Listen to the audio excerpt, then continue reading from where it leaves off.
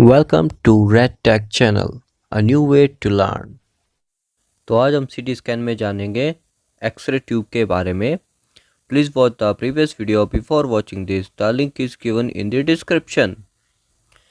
Video start करने से पहले क्वेश्चन पूछना चाहूँगा। क्वेश्चन है हमारा, heat stored in x-ray tube anode is most likely dissipated by. Option है हमारे कन्वेक्शन, कंडक्शन, रेडिएशन और एयर कूलिंग। अटेम्प्ट कीजिए क्वेश्चन को। सही गलत it doesn't matter, touch your knowledge and answer मैं दूंगा वीडियो के अंत में। सो let's begin. X-ray tube. X-ray tube basically CT में भी जो हमारा एक्सरेज हैं वो हमारे एक्सरे ट्यूब से ही जनरेट होते हैं, एज वी नो दैट। अब इसमें 3 मेन कंपोनेंट होते हैं हमारे एनोड, कैथोड और फिलामेंट।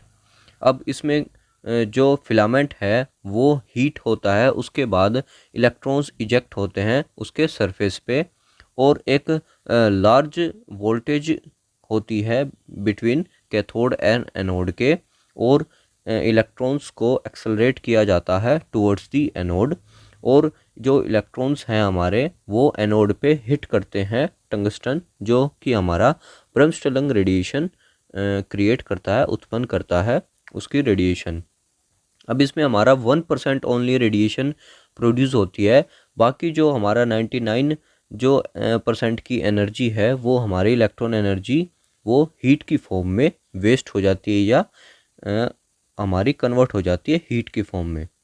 तो ये बेसिकली हमारा बेसिक प्रिंसिपल होता है, as we know all about that. अब बात करें मॉडर्न सिस्टम में हमारे 2 फोकल स्पॉट यूज़ किए जाते हैं एक्सरे ट्यूब में। स्मॉल जो फोकल स्पॉट है वो यूज़ किया जाता है हाई रेजोल्यूशन एग्जामिनेशन के लिए, वेयर एज जो हमारा लार्ज फोकल स्पॉट है वो हमारा लार्ज एनाटॉमिक कवरेज के लिए यूज़ होता है। अब बात करें स्टेशनरी एनोड की, ये हमारा अर्ली स्कैनर यूज़ किया जाता था और ऑइल्ड कूल्ड सिस्टम था, और इसमें जो हमारा लार्ज फोकल स्पॉट है वो हमारा लार्ज हीट कैपेसिटी देता था, वेयर एज जो हमारा रोटेटिंग एनोड है इसमें हमारा स्मॉल फोकल स्पॉट ही रिक्वायर होता है, बेसिकली लार्ज हीट कैपेसिटी का, और फास्ट कूलिंग रेट होता है रोटेटिंग एनोड का। अब जो हमारे इसमें एक टर्म आती है मैकेनिकल स्ट्रेस, जैसे कि ट्यूब रोटेट करती है तो मैकेनिकल स्ट्रेस आता है, वो हमारा 2 tera goes for 0.5 second rotation के लिए आता है। ये हमें आइडिया होना चाहिए। Here you can see the 2 diagrams. जो हमारा राइट साइड डायग्राम है इसमें हमारा रोटेटिंग एनोड शो हो रहा है। ऑन द अदर हैंड जो अनदर डायग्राम है उसमें हमारा स्टेशनरी एनोड होता है।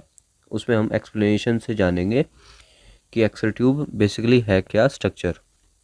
तो जो हमारा कैथोड रीजन है वहाँ पे नेगेटिव हाई वोल्टेज है और पॉजिटिव है हमारा एनोड साइड। फिलामेंट जब हीट होता है तो वो बॉम्बार्ड करता है एनोड पे, एंड जो हमारे एक्सरेज हैं वो जनरेट होते हैं। अब जो इलेक्ट्रॉनिक एनर्जी एनोड साइड पे बॉम्बार्ड होती है वो एनर्जी, उसमें से ओनली 1% एनर्जी हमारी एक्सरे की फॉर्म में क्रिएट होती है, प्रोड्यूस होती है, बाकी 99% हीट की फॉर्म में कन्वर्ट हो जाती है।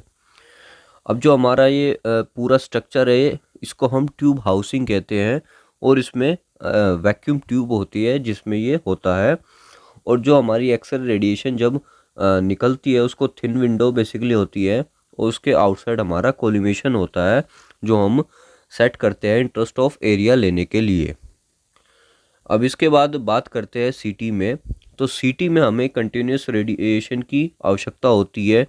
तो हमें जैसे कि लॉन्ग स्कैन है, कोई भी एब्डोमेन है, तो उसमें 30 to 40 सेकंड का कंटिन्यूस स्कैनिंग चाहिए। तो हमें जो हमारी एक्सरे ट्यूब है वो हमारी heat capacity, large heat capacity वाली होनी चाहिए, और रैपिड कूलिंग सिस्टम उसमें होना चाहिए, क्योंकि हम सीटी स्कैन में हाई केवी और हाई एमएएस का यूज़ करते हैं, जो कि कुछ ही मिली सेकेंड के बर्स्ट में कंटिन्यूस स्कैनिंग की आवश्यकता होती है। तो हमारी जो एक्सरे ट्यूब है उसमें हाई हीट कैपेसिटी होनी चाहिए और रैपिड कूलिंग सिस्टम होना चाहिए, जिससे हम कंटिन्यूस स्कैनिंग कर सकें। और जो हमारी हीट कैपेसिटी होती है वो हमारी इस तरह होनी चाहिए कि जो हमारी ट्यूब लाइफ है उसको भी हार्म ना हो। तो जो हमारी हीट कैपेसिटी है वो यूनिट्स में मेज़र की जाती है। तो हमारी सीटी की जो एक्सरे ट्यूब है उसमें around 3 to 5 million heat units जो होती है वो हमारी होनी चाहिए, इतनी वो हैंडल कर सके। और उसके बाद इसमें एक कूलिंग सिस्टम होना चाहिए, उसमें कॉम्बिनेशन ऑफ 2 कूलिंग सिस्टम होने चाहिए, एयर और ऑयल वाला, जिससे कि हमारी जो कंटिन्यूस स्कैनिंग करते हैं तो लगातार जो हमारी ट्यूब है वो ज़्यादा गर्म ना हो, रैपिड कूलिंग सिस्टम इसमें मेंटेन रहे। अब जो हमारा सीटी का एक्सरे एनोड होता है, बेसिकली एनोड साइड, वो लार्ज डायमीटर का होता है विद ग्रेफाइट बैकनिंग। जो हमारा बैक्ड होता है ग्रेफाइट से, वो बेसिकली एनोड को अलाउ करता है बेसिकली ज़्यादा अमाउंट में हीट एब्जॉर्ब और डिसिपेट करने का। तो हमारे जो फोकल स्पॉट साइज है एक्सरे ट्यूब के, वो डिटरमाइन किए जाते हैं by the size of filament and cathode which is determined by the manufacturer. यानी कि जो फोकल स्पॉट साइज है वो हमारे फिलामेंट और बेसिकली जो कैथोड साइड है उस पर डिपेंड होते हैं। मोस्ट ऑफ द केसेस में हमारे more than 1 focal spot use किए जाते हैं फॉर बेटर ट्यूब लाइफ।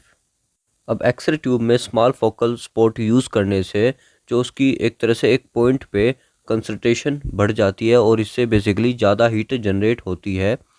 और जब हीट बिल्डिंग की जो प्रोसेस है वो ज़्यादा होता है तो जो एक्सरे ट्यूब है वो डिसिपेट नहीं कर पाती और बेसिकली जो एक्सरे ट्यूब है वो हमारे एक्सरे जनरेट नहीं कर पाती। तो जब तक वो सफिशेंटली कूल्ड ना हो जाए, एक सर्टेन लेवल पर आके कूल्ड डाउन ना हो जाए, तब तक वो एक्सरे जनरेट नहीं करती। तो सीटी ट्यूब में बिगर फिलामेंट यूज़ करते हैं then conventional radiography x-ray tubes. जो हमारा बिगर फिलामेंट है वो इंक्रीज करता है हमारा size of effective focal spot. अब इसको ओवरकम करने के लिए हम जो हमारा एनोड है उसको हम एंगल में चेंजेस लाते हैं।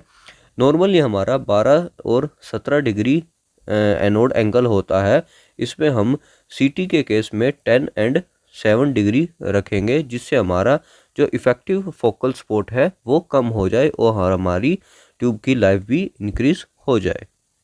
तो ये था हमारा एक्सरे ट्यूब के बारे में। आते हैं अपने क्वेश्चन पे। Heat stored in x-ray tube anode is most likely dissipated by, यानी कि जो हीट स्टोरेड है एक्सरे ट्यूब एनोड पे वो किससे डिसिपेट होती है।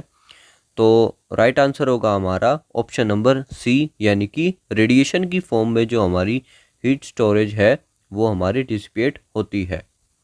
So that's all for this video. Do subscribe if you like and thanks for watching.